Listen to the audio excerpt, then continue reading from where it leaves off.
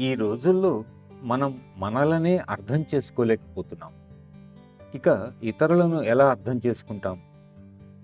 తనను తాను అర్థం చేసుకోలేని స్త్రీ గాని, పురుషుడు గాని ఇక దేనిని అర్థం చేసుకోలేరు.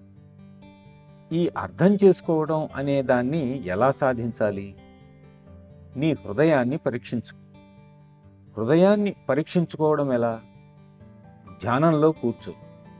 నీ హృదయం మీదకు నీ దృష్టిని మరల్చి అక్కడ నిక్షిప్తమైన నిగూఢ రహస్యాలను, అంతులేని సౌందర్యాన్ని వీక్షించు.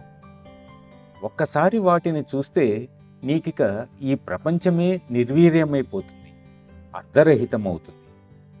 అంటే మనం ఈ ప్రపంచాన్ని త్యజించి పారిపోవలసిన అవసరం లేదు. బ్రహ్మచర్యం అవలంబించనక్కరలేదు. మహాతపస్వివో బ్రహ్మచారివో కానక్కరలేదు. ఈ ప్రపంచం తనకున్న ఆకర్షణను కోల్పోతుంది. చెట్లు బ్రతకాలి కాబట్టి జీవిస్తున్నట్లుగానే మనం బ్రతికే ఉంటాం. వృక్షాలకు తమ బ్రతుకులపై ఆకర్షణ ఉండదు. నా జీవితం ఆ వృక్షం లాంటిది. నేను నా కోసమే జీవించటం లేదు. ఆ చెట్టు ఇతరులకు పళ్ళనిస్తుంది, దాని పుష్పాలు పరిమళాలు వెదజల్లుతాయి.